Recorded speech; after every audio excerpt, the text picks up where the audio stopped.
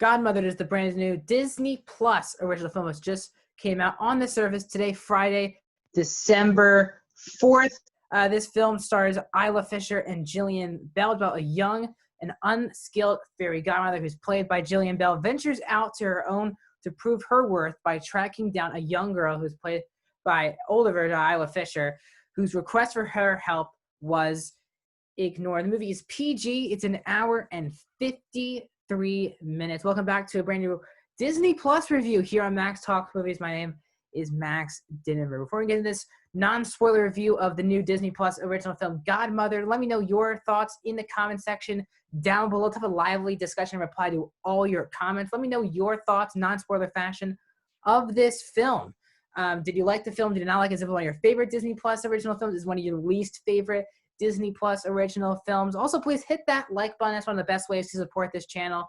Please hit that if you're enjoying what you're watching right now. And also, if you like movie reviews, TV show reviews, streaming platform reviews, and movie rankings, you have found the right place. Please hit that subscribe button and ring that bell for notifications. I have a lot more videos coming down the pipe here on this YouTube channel. I'll talk about that at the end of this review. So let's get into this. My positives, my negatives. I'll give you my overall score. So I was pretty skeptical coming in. Disney Plus is a streaming service that I'm really enjoying their original movie content. Really, other than Artemis Fowl, I really haven't had that much of a hard time watching their films. They haven't been truly all for anything. And this had a good cast. Gillian Jacobs, who I've seen pop up in, 22 Jump Street, was kind of the main role I know her from. And obviously Isla Fisher, I've seen her in most of her work. So you got two really good leads. It's a Christmas movie for Disney. So would it be too childless? It's called Godmothered. So who knew? And this is directed by Sharon Maguire, who directed The Bridget Jones Diary and The Bridget Jones's Baby. Those two films. So that's kind of where her area is. So I knew that coming in. Would it be too cheesy? Would it work for both kids and adults? That were my big questions coming into this film. And definitely the easiest part is that these two actors are very good and definitely save a lot of scenes in the movie. Now, a lot of people are saying Gillian Jacobs steals the show. And again, I do really like Gillian Jacobs. She easily is the funniest part of the movie. Again, she's basically a godmother who's a fish out of water sequence with her going on Earth, not knowing what's right, what's wrong, that type of stuff, which we've seen in tons of movies. Isla Fisher is obviously the character you're kind of pulling for the most, in my opinion. Obviously, people want Jacobs, but I actually like Fisher's character more. Now, the way they write her sometimes don't work, but Isla Fisher is easily the strongest actor in the movie, and I think that she's such a great actor and delivers a lot of more energy to the movie. Because obviously Jacobs is already bringing enough energy to the film as the fairy godmother, but she needs to settle down, control the family, that type of stuff, and she does a very good job about that. And again, both of them have great chemistry with each other. You can buy that they have this good friendship that builds throughout the film. That all works for me for the most part. And again, I also think the child actors also do a really good job in here. There's two child actors who are Isla Fisher's kids, and they both are really good. The younger one was also really funny, but there was Jane. I know Jane was one of them. She's kind of the main sister who's nervous of singing in public, and you know how that will go in this movie. But also there's good enough world building where you kind of understand why the fairy godmother idea is suddenly disappearing in the world and why they need another one. And why they could be turning into tooth fairies. That's kind of the big plot why Jacobs has to go out. Sorry, not Jacobs. Jillian Bell has to become a fairy godmother again. So it's interesting enough, good enough world building. I also like the score. For some reason, the score actually did really work for me. I was wondering who it was, a composer who I never heard of. And if you know me well, I love scores. So I'm always watching for a good score. I think this was a very nice score. As well. And I think it's very good for its demographic, which is children. They are trying to send you a message at the end of the movie, and it's going to really hit, I would say, kids more, but also there's some layer to that adults can take as well, which is a good balance at the end of the movie. Further than that, guys, I'm going to go into my negatives right here. And again, I really absolutely hated the first act of the movie, the time where Belle is on her her own world, her home world, where the godmothers are, and then when she comes to America and meets Fisher for the first time, I really couldn't stand this movie. It was very annoying. They were going for way too many generic jokes, and they all just didn't really work for me. I say easily the best part of the movie is the third act, but really I would say maybe even the first half of the movie, I was really bored by. And actually, this movie was quite annoying for the first 30 to 45 minutes, which was extremely disappointing because I do like these actors a lot, but the movie was just, they were going for a lot of jokes. Now, that is kind of one of my main issues with it. A lot of the jokes are not that funny.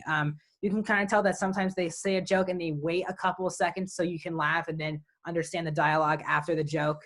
And when I wasn't laughing, I felt pretty bored, and I wasn't laughing for the most of the movie. I really didn't laugh at all during the movie. There were maybe one or two chuckles at best.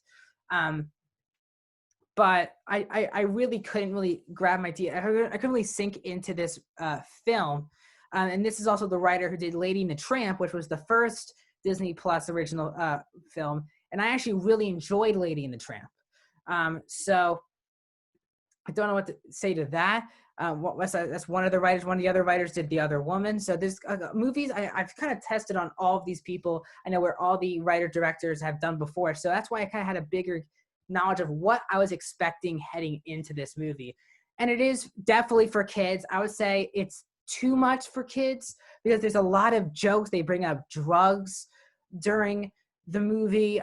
They bring up a couple adult jokes that I don't understand, that aren't really necessary for this movie. It's weird because sometimes this movie wants to be literally just a kids movie, which I'm fine with. It's not for me, and that's okay.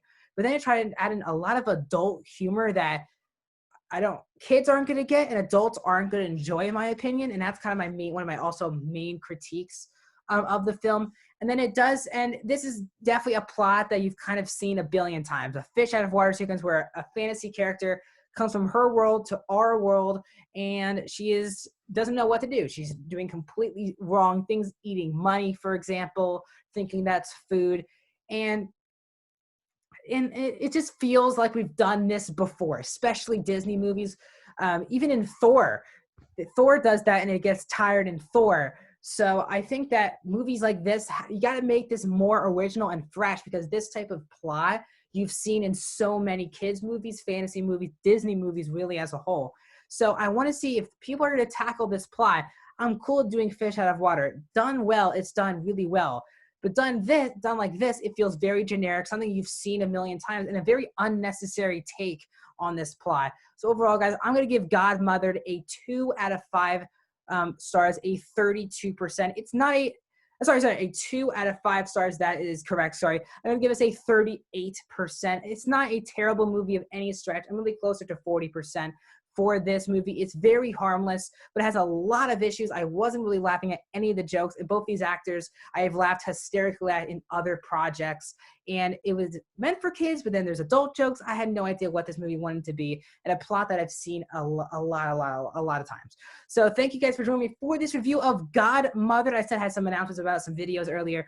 Earlier today on my YouTube channel, I've already done spoiler reviews for the Euphoria special episode from last night, and the spoiler review of the brand new episode of The Mandalorian, which also is a Disney Plus film. The other review today I'm doing is Mank. Literally, when I get off this thing, I'm going to be watching Mank, reviewing that for this YouTube channel, and then Big Mouth will be later this weekend. So a lot of videos over the next 2 to 3 days.